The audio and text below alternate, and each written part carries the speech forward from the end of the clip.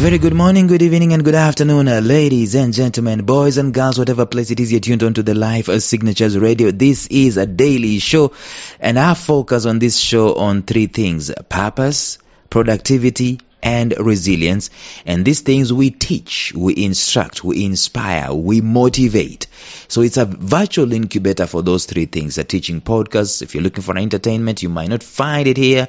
You find it in this podcast. If you want to be challenged about the direction your life is taking, you want to be challenged about how productive you are in this life, you want to be challenged how much you're bouncing back on your fall, this is the podcast that is going to help you in those areas. So we are in the middle of a series. We're talking about reputation rebuilding, and we're actually coming to a close of this in the next few episodes. We've been talking about the 7 ways to recover your ruined reputation, and today let's look at the 7th way in which that can happen.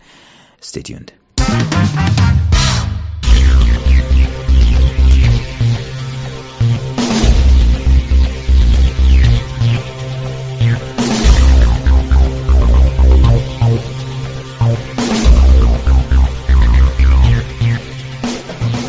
Welcome to the Life Signatures Podcast with Lawrence Namale.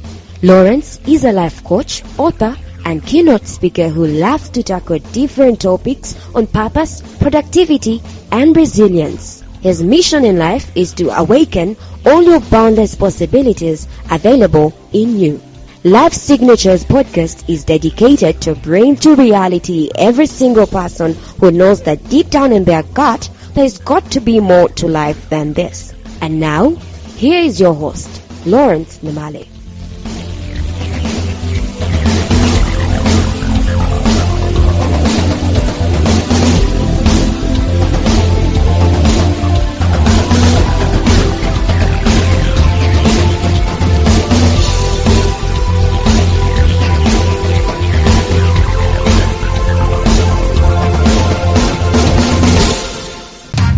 So let us do a recap here so that we can be able to understand where we've come from. There are 7 ways I do believe that you can rebuild a ruined reputation. We said yesterday that there is no other way you can deal with a ruined reputation. Okay, there is another way which is not acceptable, is to accept that it is ruined and then do nothing about it. That's one way. But we don't do that. That's not resilience.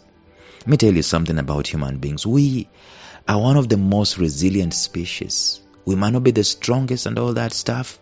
We may not be the fiercest, but we are the most resilient. I mean, if you look through history, we've faced plague after plague. Do you know we've gone through this world without penicillin? I mean, do you know that our parents, our forefathers, did not have mosquito nets? Okay, let me not get started. My point I'm making is that we are very resilient. And so if you have a reputation that has been ruined, it is not the end of the day. It's not the end of the road for you. The end of the road for you is when you are dead 6 feet under and you're buried. Even when you're in the coffin and they're not buried, you still have a choice. I mean, okay, you don't have a choice, but someone can come, a prayer warrior can come and lift you up from that particular coffin. You are only counted out when they have buried and they put soil on you. And even then, God tells us we're going to resurrect one day. We are very resilient as human beings. Therefore, if your reputation is soiled, it's ruined one way or another, you can rebuild it. You can really rebuild that reputation.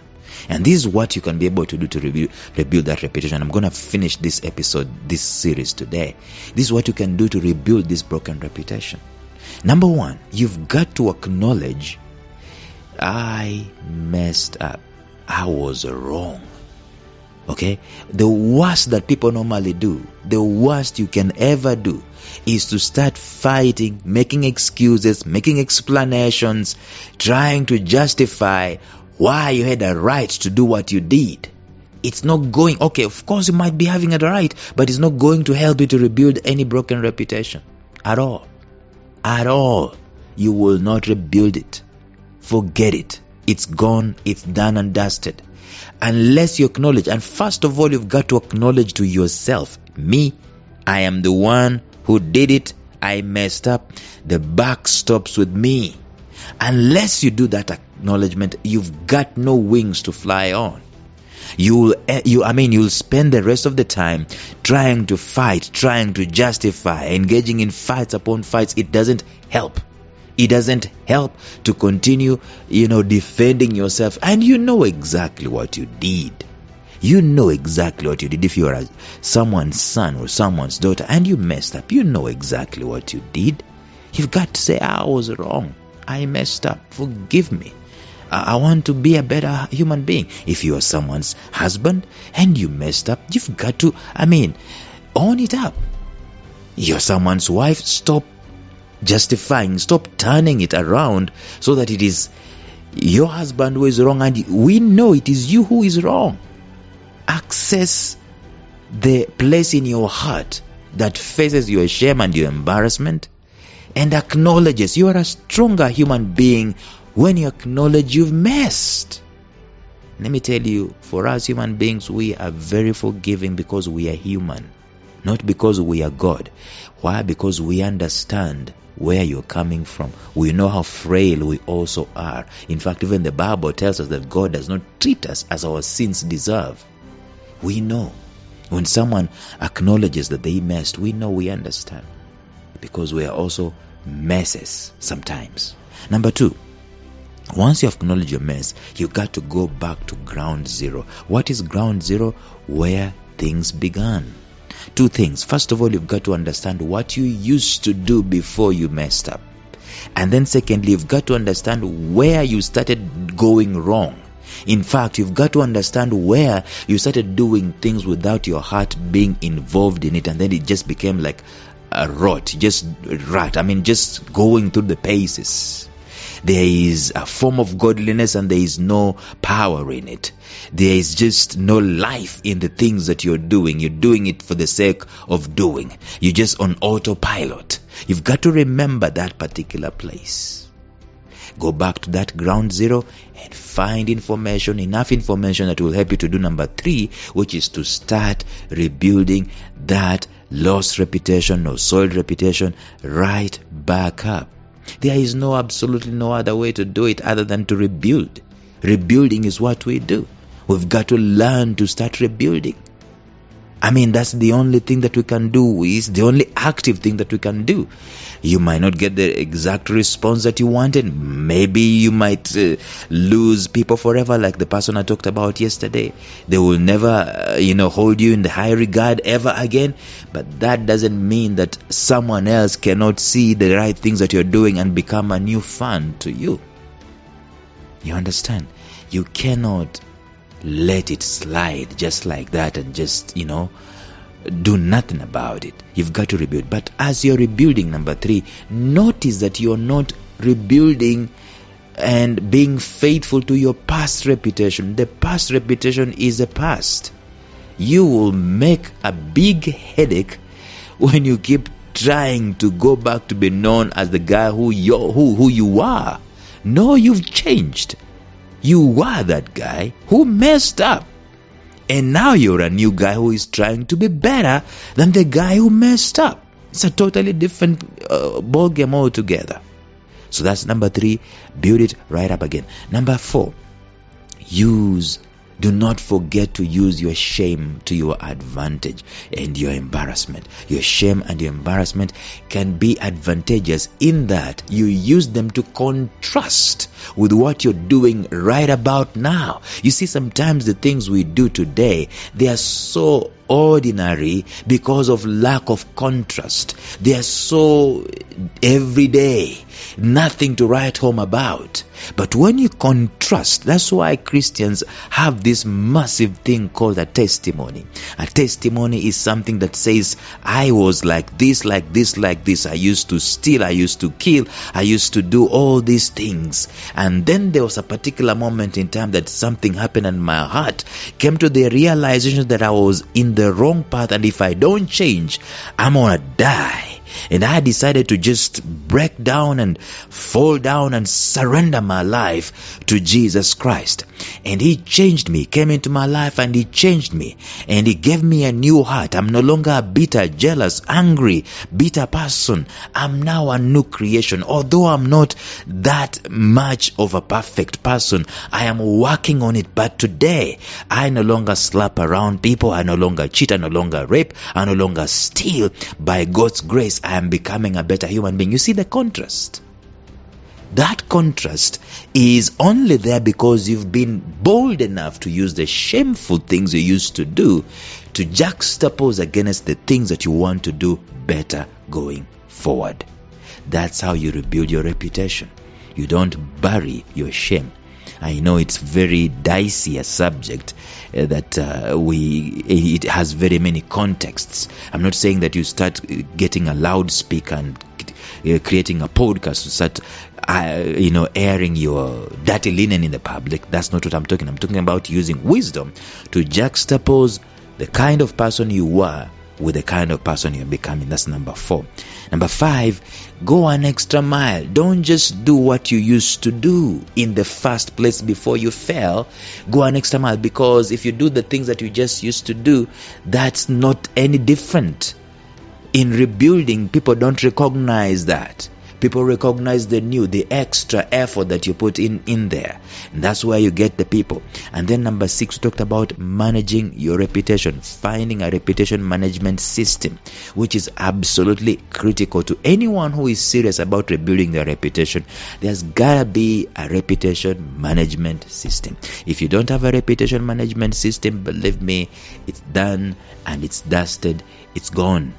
I mean, it's going to be very difficult for you to bring it right up. It's going to be a very big struggle. Bring that reputation management system. And that reputation management system, make sure you are authentic. Make sure you're not doing things just for the sake of doing things, but make sure you are very extremely authentic with what you're doing, with the ideas that you want to put into place, and be consistent with that. Also, make sure that you're accountable. Make sure that there is someone you're reporting to. And finally, make sure that you're obtaining feedback, using the feedback to rebuild. And actually be very sensitive to the feedback that is coming to you. Be very open. Be very out looking for information that is talking about you and your reputation out there, so that you can be able to leverage it. If there needs to be addressed, you address it. If there's need to, leverage it and use it to fly, use it. You cannot afford not to have a system. But then number 7, if you are going to rebuild a reputation, at times, number 7, at times, you've got to move away geographically. Today, I saw on social media a certain gospel artist who lived or who used to live in a place called Eldoret in the Rift Valley of Kenya, saying that he lost his marriage. He was supposed to be living a model life, but he lost his marriage for some reason or another. And it became so difficult for him to continue living in the same vicinity, with people looking at him and saying, you're preaching water, you're drinking wine, or things like that. And, just being a face of a failure of marriage, and yet you're supposed to be a gospel musician, someone who is supposed to be held in high standards. And he decided to move locations. And sometimes it comes to that, ladies and gentlemen. Sometimes it comes to getting this blessing of going to a new place where people don't know you, don't know much about you, like people whom have experienced you, and you've messed up your reputation. At times your reputation is so soiled that no matter what you do in the above steps that we've talked about, the 6 steps, it still will not work. It will not suffice to rectify.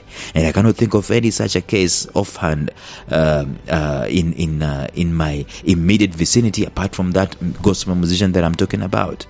But how do you rebuild your reputation in the same vicinity when everyone knows your vices, everyone knows your messes?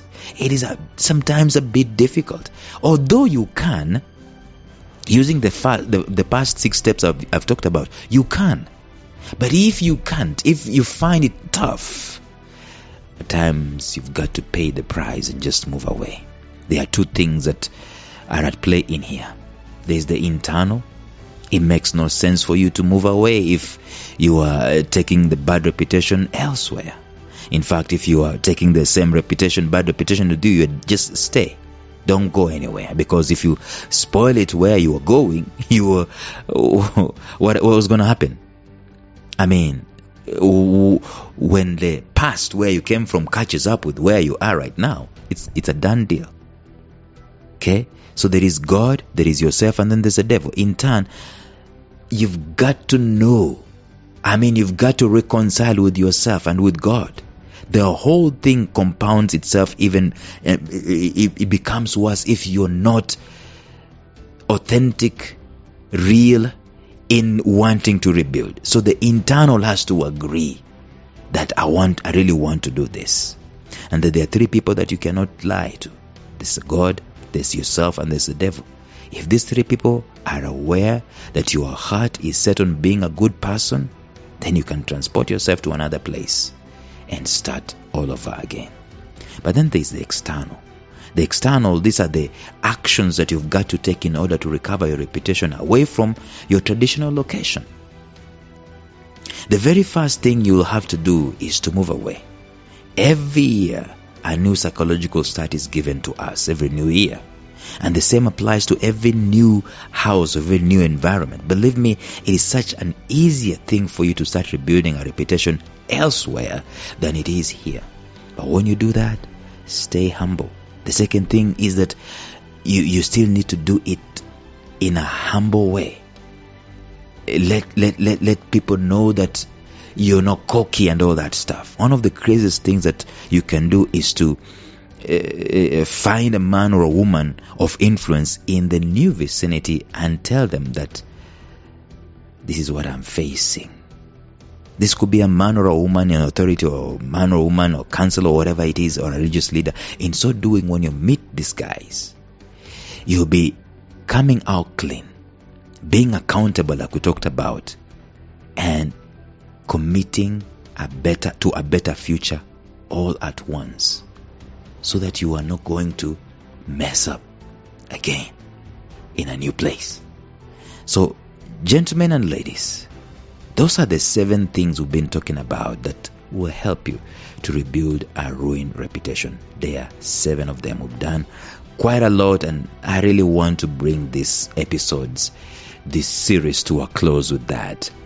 And I hope that it has helped you one way or another. Remember, we are all human, and we all mess up from time to time. Some of us, our messes are very prominent, and we will need to rebuild our reputations. But all of us, at some point in time, when we do mess our reputation, the only way that I'm encouraging us to do is to regain it, to rebuild it, by applying any one of these 6 steps that I've talked about. Let me summarize them for you. Number 1, acknowledge you've messed. Number 2, go back to ground zero. Number 3, restart rebuilding it right up. Number 4, use your shame to contrast with what you are becoming. Number 5, go an extra mile and do something extra than what you just used to do previously. Number 6, manage your reputation. Have a reputation management system. And number 7, if need be, get out of there. Go elsewhere. Tomorrow, we start a new series or a new message. Until then, bye-bye.